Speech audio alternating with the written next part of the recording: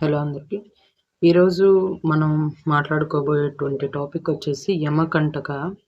యమకంటక వీడియోలో మనం చెప్పినట్టు యమకంటక 12 స్థానాలలో ఉంటే ఎలాంటి రిజల్ట్స్ ఉండే అవకాశం ఉంటుంది. అంటే 12 భావాలలో ఒక్కొక్క భావంలో ఉన్నప్పుడు ఏ ఏ విషయాల్ని సూచిస్తూ ఉంటుంది అనేది ఈరోజు టాపిక్. దాని గురించి మాట్లాడుకుందాం. సో యమకంటక జూపిటర్ యొక్క కుమారుడిగా మనం తీసుకుంటున్నాం. కాబట్టి ఒక రకంగా న్యాచురల్ బెనిఫిట్స్ అంటే శుభగ్రహాలు అంటే మనకి న్యాచురల్ బెనిఫిట్స్ ఇలాగా ఏవైతే ఉంటాయో శుభగ్రహాలు, పాపగ్రహాలు, ఈ ఉపగ్రహాల్లో కూడా కొన్ని బెనిఫిట్స్ ఉన్నాయి, కొన్ని మెలిఫిక్స్ ఉన్నాయి. మోస్ట్లీ మెలిఫిక్స్ ఉన్నాయి. సో ఈ యమకంటక అనేది ఒక ఆస్పిషియస్ ఉపగ్రహం అనమాట. అంటే బెనిఫిక్ ప్లానెట్ లాగా, షాడో ప్లానెట్ అని కూడా పిలవచ్చు. సో ఈ యమకంటక పాయింట్ జనరల్లీ లగ్నంలో ఉన్నప్పుడు ఈ పర్సన్స్ రిలీజియస్గా ఉంటారు, వెల్తీగా ఉంటారు, అండ్ ఆల్సో ఆనెస్ట్గా ఉండడం, నిరంతరం ఏదో ఒకటి నేర్చుకునే వారిగా ఉండడం, ఇలాంటివి ఉండే అవకాశం అనేది ఉంటుంది. దాంతోపాటుగా వీళ్ళు చారిటీస్ కూడా కొద్దిగా ఎక్కువగా చేసే అవకాశం ఉంటుంది. అదే సెకండ్ హౌస్లో ఉన్నప్పుడు ఏంటంటే ఈ పర్సన్స్ వెల్తీగా ఉంటారు, హ్యాపీగా ఉంటారు, దాంతోపాటుగా స్పిరిచువల్గా కూడా ఉంటారు. అండ్ ఎవరికైతే నీడ్ అవసరమో వాళ్ళకి సాయం చేసేవారుగాను, అంటే ట్రెడిషన్స్ని, వాల్యూస్ని రెస్పెక్ట్ చేసేవారుగాను ఉంటారు. అదే థర్డ్ హౌస్లో ఉన్నప్పుడు వీళ్ళకి ఏంటి అంటే వీళ్ళ స్పౌస్ మీద కొంచెం ప్రేమ ఎక్కువగా ఉంటుంది, ఆప్యాయత, అనురాగాలు అనేవి ఎక్కువగా ఉంటాయి. దాంతోపాటుగా రెస్పెక్ట్ఫుల్గా ఉంటారు, అండ్ ఆల్సో ఎక్కువ ట్రావెల్ చేసే అవకాశం అనేది కలిగి ఉంటుంది అనమాట. దాంతోపాటుగా వీళ్ళు ఏంటి అంటే వాళ్ళ సహచరులు, లేదంటే వాళ్ళ ఫ్రెండ్సో, లేదా ఫ్రెండ్స్ సర్కిల్, లేదా వాళ్ళ సర్కిలో, లేదా వాళ్ళ కొలీగ్సో ఎవరో ఒకరికి వీళ్ళకి ఎప్పుడూ కూడా రెస్పెక్ట్ ఇస్తారు, సపోర్ట్ ఇస్తారు. ఓకే. 4వ ఇంట్లో యమకంటక ఉన్నప్పుడు వీళ్ళు సహజంగా కొంచెం ప్రశాంతంగా ఉండే స్వభావం కలిగి ఉంటారు. పీస్ అంటే కొంచెం ఎక్కువగా ఇంట్రెస్ట్ చూపిస్తూ ఉంటారు, అండ్ క్వైట్గా ఉంటారు. దాదాపుగా అందరికీ కూడా హెల్ప్ఫుల్ నేచర్ తోటి హెల్ప్ చేస్తూ ఉండే అవకాశం అనేది ఉంటుంది.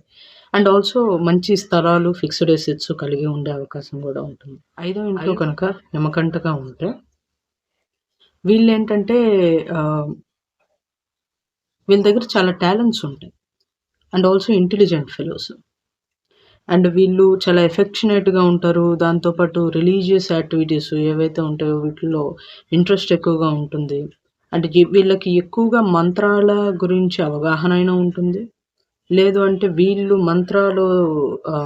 మంత్ర సాధన చేయడం, ఉపాసనలు చేయడం ఇలాంటివి అయినా చేస్తారు. లేదంటే వీళ్ళకి చాలా మంత్రాలు ఎక్కువగా తెలిసి ఉండే అవకాశం ఉంటుంది. అంటే ఏ సమస్యకి ఎలాంటి మంత్రం లేదా ఎలాంటి మంత్ర పరిహారం అయితే బాగుంటుందో అనే విషయాల మీద. సో అబెండెంట్ తోటి ఉంటారు. అంటే వీళ్ళ దగ్గర మంచి సిరి సంపదలు ఉంటాయి, దాంతోపాటు ధర్మబద్ధులే ఉంటారు, ఇవన్నీ కూడా ఉంటాయి. ఒకవేళ 6వ స్థానంలో కనుక యమకంటక ఉంటే వీళ్ళు డిసీజెస్ బారిన పడే అవకాశం ఉంటుంది, అవతల వాళ్ళకి రుణాలు ఇచ్చే అవకాశం ఉంటుంది, వాటి వల్ల అనవసరమైనటువంటి సమస్యలు ఎదుర్కొనే అవకాశం ఉంటుంది. దాంతోపాటు వెల్త్ విషయంలో కూడా కొంచెం డిఫికల్టీస్ అనేవి ఎదుర్కొనే అవకాశం అనేది ఉంటుంది. ఒకవేళ 7th హౌస్లో కనుక యమకంటక ఉన్నట్లయితే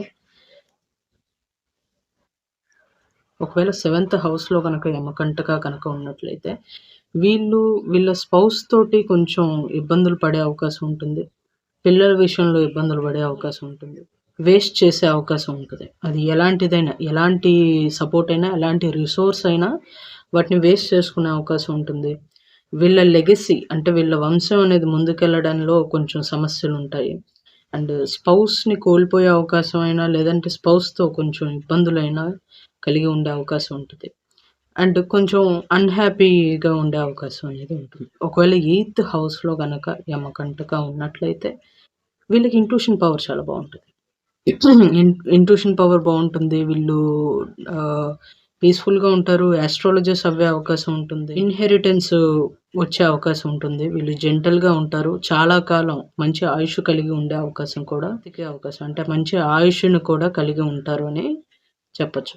ఒకవేళ 9వ ఇంట్లో కనుక యమకంటక కనుక 9వ ఇంట్లో ఉన్నట్లయితే వీళ్ళు చాలా జనరస్‌గా ఉంటారు. వెల్తీగా ఉంటారు. సొసైటీలో ఒక మంచి గౌరవ, మర్యాద, పేరు ప్రఖ్యాతలను కలిగి ఉంటారు. మంచి జ్ఞానాన్ని కలిగి ఉంటారు. దాంతో పాటు సంతోషంగా ఉంటారు. వీళ్ళు వంశాభివృద్ధి అనేది జరిగే అవకాశం ఉంటుంది. సొసైటీకి ఒక వాల్యుబుల్ పర్సన్ లాగా ఉండే అవకాశం ఉంటుంది. అంటే సొసైటీలో వీళ్ళకంటూ ఒక మంచి పేరు ప్రఖ్యాతులనేవి ఉంటాయి కనుక. అంటే ఒకవేళ 10వ ఇంట్లో కనుక యమకంటక ఉంటే వీళ్ళకి అన్ని శాస్త్రాల మీద పరిజ్ఞానం ఉంటది.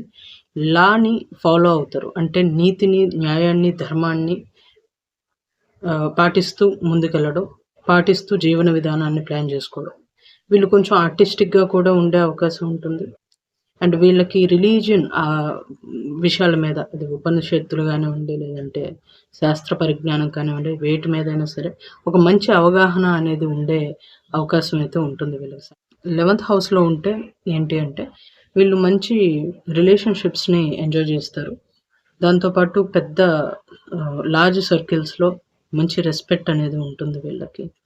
దాంతో పాటు వెల్ నౌన్ పర్సన్ అవ్వే అవకాశం, వెల్ నౌన్ రెస్పెక్టెడ్ పర్సన్ అవ్వే అవకాశము ఉంటుంది.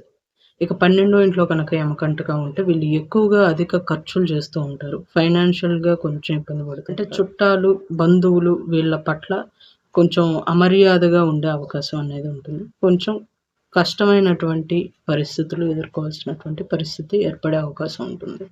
సో, ఇది యమకంటక అనేది 12 భావాలలో ఉంటే ఎలాంటి సూచనలు మనకిస్తుంది అనేది. సో, ఇది విషయం అయితే. Thank you so much for watching. ఈ వీడియో మీకు హెల్ప్‌ఫుల్‌గానే ఉంటుందని అనుకుంటున్నాను. Thank you so much for watching. Thank you. నమస్తే. జై హింద్.